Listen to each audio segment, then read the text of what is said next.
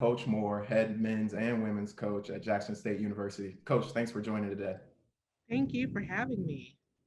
Of course, first and foremost, I would like to say I'm a fan of you and your program and everything that you've been able to accomplish throughout your career. And I thought a good starting place for our talk would be just for you to tell the people who are going to see this a little bit about your background and what drove you to tennis.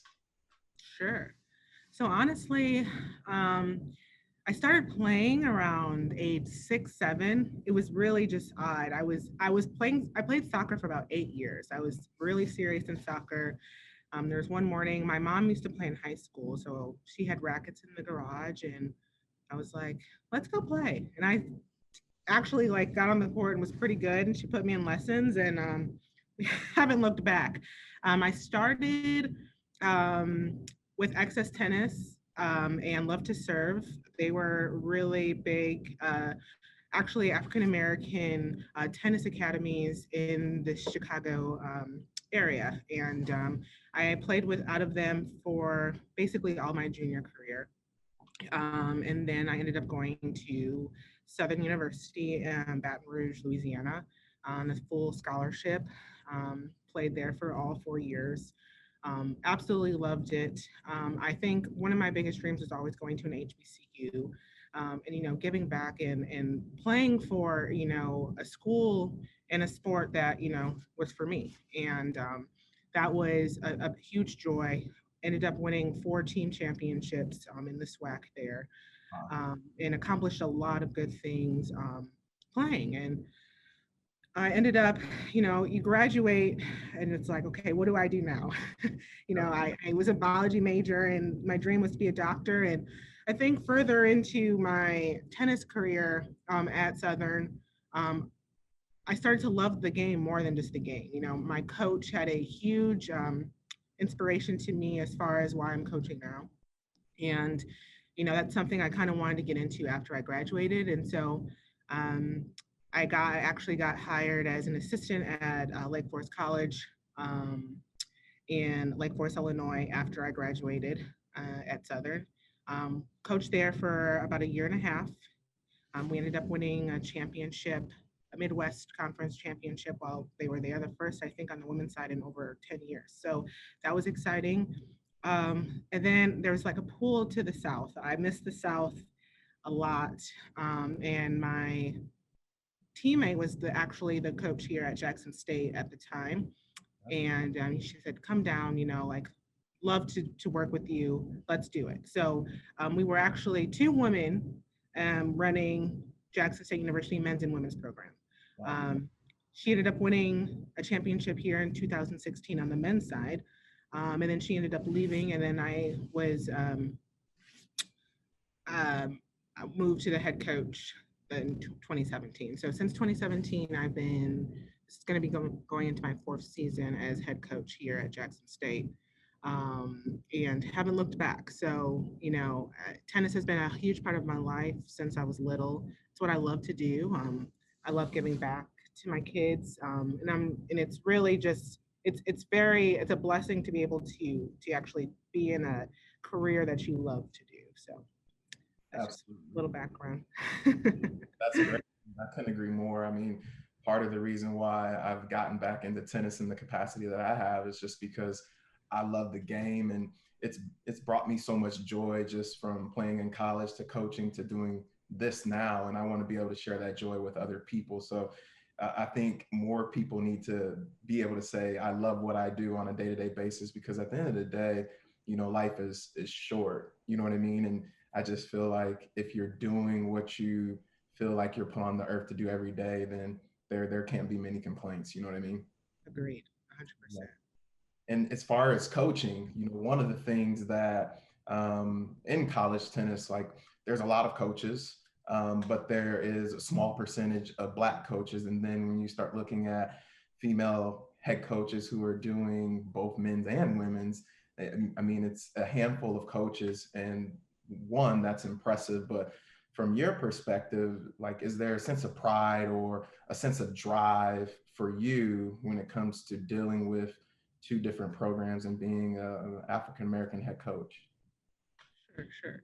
Um, Honestly, I'm very humbled. I'm thankful to be one of the very few to be in this, position. I'm actually pulled into different directions a lot. There's another side of me that, is a little disappointed. I think there are many, many more diverse candidates that, should be coaching as well. I think the number is great to be inspired to continue to grow, to be for them to be more African American coaches out there. But I think that there should be more. I don't think that there is enough out there right now than we have. I think the diversity in the sport, it's tough. I think that what drives me is the fact that, you know, there's so many more candidates that should be able to give a chance. And with my position, I was given a chance. And I think that's, what drives me and, what inspires me sometimes as a coach to maybe one day be able to put one of my kids or someone that I know who would love to coach in the same position that I am. And I am honored to be an inspiration to someone, and to see that if I could do it, they could do it. But I really do believe that there are a lot of good African American Black women players out here, good mentors, good coaches, that, are just waiting for, an opportunity. And I think us as an ITA, as a collegiate field, need to do a better job of having more diversity in our sport. I just don't think there's enough. And I think, it's good for our players to see. It's good for the community to see. And like I said, I'm pulled in two different directions in that area. I wake up every day and I'm like, wow, I'm really one. It's a very small number of coaches out here, that are doing this, and it's inspiring. At the same time, it's like, what could we do more of? Like, what can I do to change the fact that this is a small number? What can I do as a coach to help other women, young women, or young African American, players, mentors that want to get into tennis and want to be able to coach in the collegiate field. And one of the things you said there, that really stuck with me is there's a lot of good coaches out there. Many of them just need a chance. And I think even for myself, just getting a chance to do different things, I know I can answer the call. And I think you got a chance, I got a chance, and you're answering the call. And I think that's important, especially when you dream of being a coach, a head coach, is just to go for it and try to figure it out. And you mentioned being inspiring and inspiring the next generation. How important is that to you to want to inspire and to keep inspiring, whether it's your players or coaches or whoever it may be? It's really actually very important. It's one of my um, core goals, actually, as a coach. You know, I think I'm still pretty young. I'm going, like I said, this is my fourth season, and I'm still learning every day. It's trial and error. But for me, my list of things that are important have changed over the years. And I think being a mentor and a leader and, someone that, my kids could look up to, and learn from is much more important to me now than it used to be, on my list. And, in some ways, I'm always working on trying to be better, a better person, a better role model for my kids, inspiring them. I have a few kids now who want to get into the coaching career after they, graduate. And every day it's me trying to figure out new ways, or um, how to just be a better leader and show them, like, you can do this too. For examples of, I have a 3-year-old son, and he's with me all the time. And for me, it's sometimes I take it for granted, as far as, okay, like, this is tough. We're on the road, we're gone every day. I'm trying to be good for my kids on the court. I'm trying to be good for my own child, off the court. And for them, it's inspiring for them to look at me and say, like, hey, coach, this is, I can't believe, like, you are just a superwoman. You're a mom off the court, you get it done. And then, you're with us all the time. and you succeed in both things that you do. And they see those things. You don't think that they, are watching you, but they are all the time. And it's important for me to let them know that, like, if I could do it, you could do it. And for them to see me be successful, it's huge, and that's what I do it for. I do it for the experience, for them to enjoy it, and hoping that my kids in the 4-year range that I have them, are inspired and learn from me. Coaching is not all about just on the court. I think to be a tennis coach in this collegiate field, you have to be more than just a coach. You have to be a mentor. You need to, have their best interests at heart and make them better people at the end of the day. At the end of the day, you're throwing them out in the real world. They're with you for these 4 years, and you want them to be better than what, they came in as. So that's really my push and my inspiration behind the reason why I coach. Yeah, that's special. And I think the mentor piece, as you just mentioned, is so critical. And it's amazing because, I mean, like as a player, you're going to look up to your coach, you're going to see what your coach is doing. And in many ways, that inspires you and lets you know that, hey, I may be able to do, something like this down the road. And another thing that I'm just curious about too is, the challenges that you have dealing with two programs. And I know you talked a little bit about that, but could you just elaborate on that, just being that it's such a unique space for a coach to be in? Yeah. So it is, at first, it was very challenging. I think the biggest aspect is this different personalities. You're going from one gender to the next. And the best way that I tried to overcome that was just making us more of a family than, separating the two. Um, and that also just intertwines with what, me being a mentor, just having that family inspiration, that family environment and culture here is really important. I think learning my kids and what they like and what they don't like um, really helps in that aspect. Um, I'm more of a player's coach, so I like to communicate. I have an open door policy. They could come to me at any time for any, I'm all about ideas. I'm all about feedback. I'm not going to shut someone's opinion down or let's figure out, a plan. What works best for you guys? And I'll tell you what works best for me.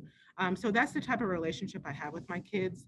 And it makes it much easier. I think also with recruiting, um, character comes before talent for me, because you could have the best player and if they have a horrible attitude, it's just a bad seed. I rather have a kid who, isn't the best player, but has a good attitude and is a team player and a good leader. That is what builds a championship team.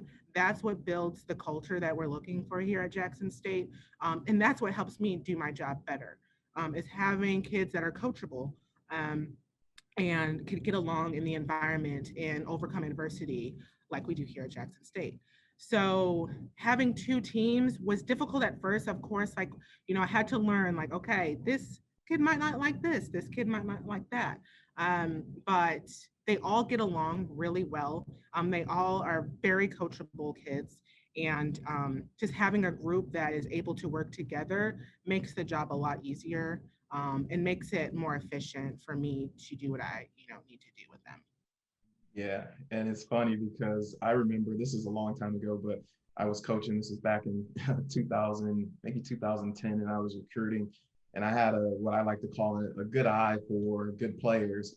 But the one thing I was very bad at was understanding kids' character, like who are they going to be outside of hitting the tennis ball. And we had call it some growing pains because of that. Yeah. And I think for you, it's so important just to hear you say, there's a balance. Like, of course, we all want good players, but more importantly, I want good people, because if you're a coachable kid in the long run, not only in my mind, you'll give me less headache, but you'll be a better joy to work with and ultimately give your best on the tennis court. And I think that's well said and just so important. Moving on, just a couple more questions for you.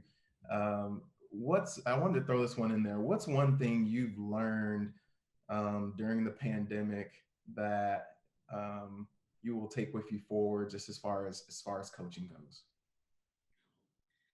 Well, there's a couple of things. That's a really, really good question.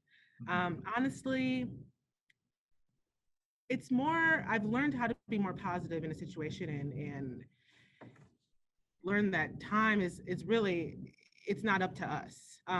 In a situation like this, where one, I could give an example of just from going into a season last year, right before the pandemic hit. Probably my best recruiting class that I've had here since I've been here. We were on a roll. We were ready. I think we had a really good chance of doing great things within our conference and the rest of the season play. And then it coming to a stop. In that time frame, I think everybody had the same aspect of like, oh, this is not gonna, it's just minor. It's not gonna last that long. And then every month it got longer, and every month it got longer. Um, and just being patient and learning how to adapt. And I think that was probably our biggest, teaching lesson within this pandemic that I'll always take with me is adapting. Um, and I think just in the situation of our culture here, we're always learning how to adapt. What I tell my kids all the time, even in my athletic department, is like, if we could do it here, we could do it anywhere. We always figure out a way to get it done. And my kids, that's what they did. Even in the pandemic, we were working hard. They were still trying to practice. If we weren't practicing on the court, they were at home doing, conditioning. We were having Zoom meetings every day, every week. Just keeping us ourselves together to get through this together. And that is like another aspect of how important it is to be close with your kids and have um, that family culture that I continue to talk about, because we honestly pulled ourselves through. We every day we just kept saying, like, we're going to get through this, we're going to have a season, we're going to get back. And all my kids except one are international, so it's a little scary because it's a different situation for them where they just don't know what's going to happen. um, are we going to be able to come back, and it's a little scary. Even with recruiting, just being that person to tell them, like, we could get through this, you're going to get through this, we'll find a way, you're going to have a chance. And it's just learning to adapt, I think. This has never happened, I don't think, in athletic history of a pandemic like this to hit athletic departments. So it's been a huge change in our culture, a huge change in how we do things here. um, and just learning to be patient and know that we're going to have a chance if we just ride through this wave. It's probably something that will stick with me after a year like this.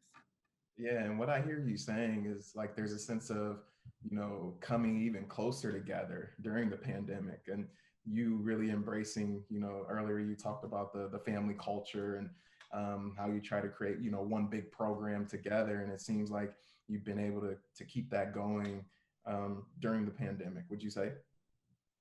I would say yes. Mhm. It's been tricky. It's like I said, I've learned different ways to just continue on our bond that we have. And even just with having all internationals and them being in different time zones, like the the way we operate, and the dedication that my kids have in order to be there and be present and be all in. Like I have a kid in Japan, and they're like almost about 24 hours ahead of Central Time. So I would always try and make our Zoom calls in the morning, and even in the morning, as early as I can make it, it's about 12 midnight where he is. And everyone's time is valuable, but like just him being on every single call and never missing a beat and being present and being there in the moment. That's what we need, and I think that's what we're looking for, and I think that's what every coach wants. Our kids to be all in, um, and to just have that bond, because that's what makes your program great. that's what is going to continue on making your program progress, is, you know, just having a togetherness, a unity of a team. So it's been a struggle. And I think everyone could agree on, you know, just everyone's had to learn in this situation, whether it be work, whether being at home. You know, I had to adapt to being a stay-at-home mom for about 9 months, you know, and then, you know, there's everyone, I love working, you know, and not being able to be here, and do what I love, you know, was a struggle. And having to adapt to the new lifestyle that we had to for the months that we did, it was tough. But you get through it and you learn from it. You know, there was growth. I had time to just, you know, learn about myself, learn about what I could do differently in this season, what we need to accomplish in the season. It gave me a lot of time to sit and reflect. And I think those are the things that are important. And taking the positive aspects out of, you know, a horrible time is what I think we all need to Absolutely. Yeah, and I couldn't agree more with that. And for me or anybody, I would just say just continue to stay positive, because you can only worry about the things you can control. And I mean, if you start worrying about the things you can't control, you can go down a a really dark path, in my opinion. So kudos to you for that. One more question for you, and going back to as it relates to coaching and being an African American or a Black female coach, what's some advice you would give to, whether it's a Black male or female looking to get into coaching? What would you say to them? do. That you could do anything you put your mind to. Never give up. Um, Especially in this career, it's hard. It's a lot of, like I said in the beginning of our, you know, conversation, there's a lot of coaches that want to do, you know, what, you know, I've been blessed to get a chance to do. And it's just about the opportunity and it's about the timing. It might not be today, it might not be next year, it might not be 2 years from now, but keep going, keep trying. I think that's what I did, you know, just it, even coaching now, you know, it's every day is a new day. Be in the moment, stay in the moment. If this is something you truly want to do, um, don't give up on that dream. Keep going. Do whatever you have to do in order to be successful. And even with my kids now, I'm huge on showing them, you know, what it takes. You know, some people don't understand, and I think it's a great lesson to show kids. Even when I was wanting, like, started coaching, um, I thought it was just coaching. Like, that's the easy part. Coaching, being on the court with the kids, game day, those are the easy things. I've had a few players, you know, like when our lineup and they're not playing, but they're sitting next to me on the bench and they see the emotions, they see the tactics, they see everything else that goes into actually being a coach. And it's like, wow, like this is stressful, this is tough. I said, I know you don't really see it until you're, you know, in that position. So I like to give them different views of what coaching really is. And, you know, if this is something you truly want to do, then do it. But just make sure, I think I would tell kids, make sure that your heart is set in, you know, what you want to do. I think that's extremely important. Like you said, time, you know, life is short. So never give up on your goal. If I could do it, I'm hoping to inspire another African American woman, another African American male who wants to do what I do. And I'm hoping that if I could just touch one person's life in this time frame of my career, I've accomplished something. So I would just tell them just never give up and to keep going. Your time is going to come. Yeah, those are great words. Thank That was Yeah, no, because I agree. I think it's, you can't give up. I think you have to, open your Rolodex or your LinkedIn and try to get a feel for who's coaching out there, and learn, and just be willing to listen and learn. And I think the more you do that, the more you'll put yourself in a position, to coach. And also, you mentioned the passion. Um, and a funny story for you, or not really funny, but after I finished playing college tennis, I was helping out with the men's team, and I was sitting with my coach and we were watching practice. and I was just amazed at how many balls people were missing. And I was like, Coach, did I miss this many balls? He was like, yeah, it's different when you're on the coaching side though, because you actually get to see how many balls are being missed. And to your point, just seeing that passion on the sideline, I think there's a lot of respect for that as a player as well. Thank Yeah. Well, those are all the questions I have for you. I want to tremendously thank you for taking the time out of your day to talk with me. Again, I'll be watching from the far, and I'm very excited to see how both the men's and the women's team pans out, or the season pans out at Jackson State this year for you. Thank you so much, Chris. I'm very honored and pleased to be able to sit here and talk to you this morning. I appreciate it. Yeah, I look forward to talking with you in the future. Hopefully, we'll do it again.